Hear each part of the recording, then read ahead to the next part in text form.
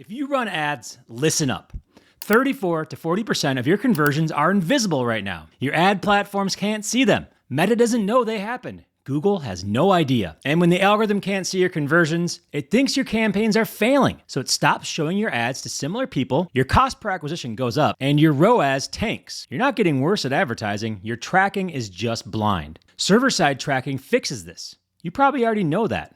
So why haven't you done it yet? Because every tutorial you've watched jumps straight into the technical setup. The GTM containers, the tags, the server configuration, and that stuff is complicated. I'm not going to pretend that it isn't. But here's what nobody's telling you. The reason most people fail at server-side tracking isn't the technical implementation. It's that they don't have what they need before they even open Google Tag Manager. They get halfway through, realize they don't have DNS access, or the right permissions, or they're on a website platform that makes this 10 times harder than it needs to be. And by the time they figure it out, they've run out of time.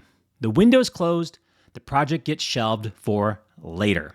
I'm Jeff Sauer, and I've been in analytics for 20 years, and I lead a community of thousands of marketers. Server-side tracking is the number one thing our community asks about. And I'm not exaggerating. Not just how do I set up questions, it's I followed a tutorial on YouTube, did everything they said, and now my data is broken. My conversions went down after I implemented server-side.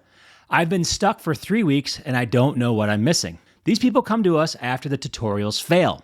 And almost every time, when we dig in, the issue started before they touched any of the technical stuff. They were missing something foundational. Look, if you've been putting this off, or you tried and you hit a wall, I want you to know something.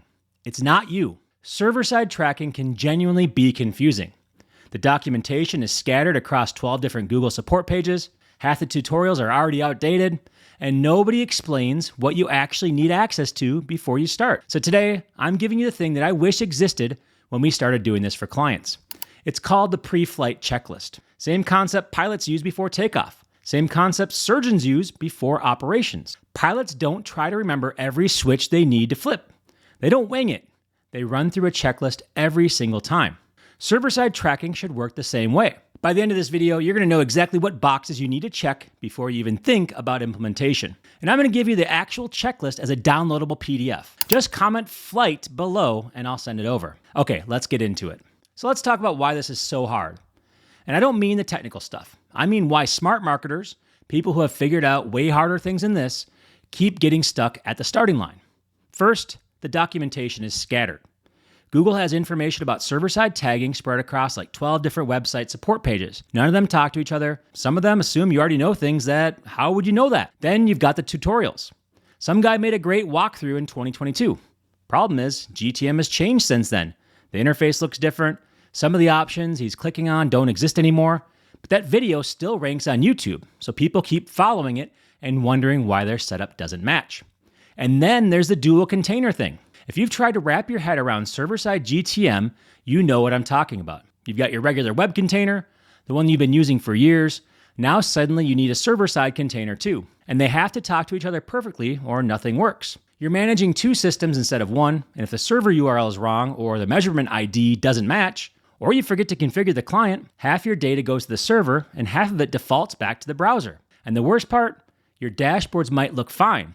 You don't even know it's broken until you dig into the numbers and realize that something's off. This isn't a watch one video and figure it out situation. So if you've been feeling overwhelmed or you started and stopped 3 times already, or you've been meaning to get to this for 6 months, that's not a character flaw. That's a normal response to a genuinely complicated problem with scattered documentation. But here's the good news. The complexity is in the implementation. The pre-flight part, that's actually pretty simple. It's just a handful of questions you need to answer before you start. And once you answer them, the whole thing gets way less scary. Now, quick thing before we get into the checklist. If you're finding this helpful, hit subscribe. I break down analytics and tracking stuff like this all the time, and I try to make it actually understandable. All right, let's walk through exactly what you need to get started. Okay, here's your pre-flight checklist. 4 core things you absolutely need before you start, plus 3 bonus items that will make your life easier. Now, I'm going to go through each one, explain why it matters, and tell you what to do if you haven't done it yet. And remember, comment flight below, and I'll send you the downloadable PDF version of this whole checklist. Okay, so there's 4 core items. Number 1, website platform access. This sounds obvious, but you'd be shocked how often this is the blocker. Do you have admin access to your website? Can you edit the code? Can you add scripts to the header? If you're on WordPress with full access, you're probably fine. If you're on Shopify, there's some limitations you need to know about. If you're on a custom-built site and the developer left the company 2 years ago, that's the conversation you need to have before you start this project. And if you're working with a client, this is the first question you ask. Not, what's your measurement ID? It's, can you actually let me change things on the website? Number 2, DNS access. This is the one that kills most implementations. Server-side tracking works best when you set up a subdomain, something like s.yourwebsite.com or st.yourwebsite.com. That subdomain points to your server container. To do that, you need access to DNS settings. That's usually wherever the domain is registered, like GoDaddy, Cloudflare, Namecheap, whatever. Here's the problem. A lot of marketers have never touched DNS in their lives, and a lot of business owners bought their domain 8 years ago and have no idea what the login is anymore. If you don't have DNS access, you need to get it, or you need to find whoever does have it and loop them in early. Do not wait until you're mid-implementation to figure this out. That's how projects die. Number 3, Google Tag Manager access. You need admin access to your GTM account. Not just viewer access, not just I can see the tags. You need to be able to create containers, publish changes, and configure new tags. If you've been running GTM for a while, you probably have this, but double check your permission level before you start. Number 4, Google Analytics 4 access. You need admin access to GA4. You're going to need to grab your measurement ID, configure data streams, and verify the events that are coming through correctly. If you're working with a client and they only gave you read access, that's not going to cut it. Get admin access or somebody who has that access involved from day one. Those are your 4 non-negotiables. If you don't have those, stop and get them before you do anything else. Now, here are 3 bonus items that aren't strictly required, but will save you a ton of headaches in the long run too. Bonus number 1, clear conversion definitions. What counts as a conversion for you? Is it purchase, a lead form submission, a phone call, an add to cart, all the above? Know exactly what events you're trying to track before you start. Otherwise, you'll get halfway through, realize you forgot about something important, and have to reconfigure everything. Bonus number 2, ad platform access. If you're planning to send conversion data to Meta, Google Ads, or any other ad platform, make sure you have admin access before you start.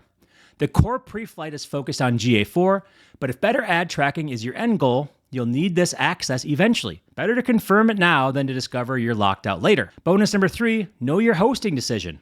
At some point, you're going to need somewhere to host your server container. Whether that's Google Cloud, Stape, or something else, it helps to know which direction you're going before you start. You don't need to set it up yet, but having that decision made means one less thing to figure out mid-implementation. So that is your pre-flight checklist. 4 core items, which is website platform access, DNS access, Google Tag Manager access, and Google Analytics 4 access. And then 3 bonuses, which is clear conversion definitions, ad platform access, and then know your hosting decision. If you can check all 4 core boxes, you're ready to start. The bonuses just make the whole thing smoother. Comment flight, and I'll send you the PDF so you can run through this yourself before your next project. So let's bring this back to where we started. 34 to 40% of your conversions are invisible right now. Your ad platforms can't see them, and that's costing you money every single day. Server-side tracking fixes this, and you know that. The problem was never motivation. It was never that you didn't care enough or you weren't smart enough to figure it out. The problem was that you kept trying to start the implementation without having the pieces in place first. Now you know exactly what those pieces are. Website access, DNS access, GTM access, GA4 access. That is it. 4 things. Get those locked in and the actual implementation becomes less scary. You're not going to get halfway through and hit a wall. You're not going to waste 3 weeks chasing down logins. You're not going to be the person in our community asking, why did my data break? You're going to be the person who did it right from the start. So here's what I want you to do right now. First, comment flight below.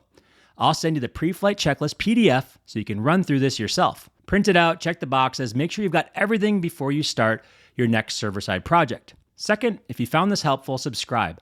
I put out videos like this all the time, breaking down analytics and tracking in a way that actually makes sense. No fluff, no outdated tutorials, just stuff that works. And third, if you're ready to go beyond the checklist and actually implement server-side tracking yourself, we built a course that walks you through this entire process. Links in the description. Thanks for watching. Go check those boxes, and I'll see you in the next one.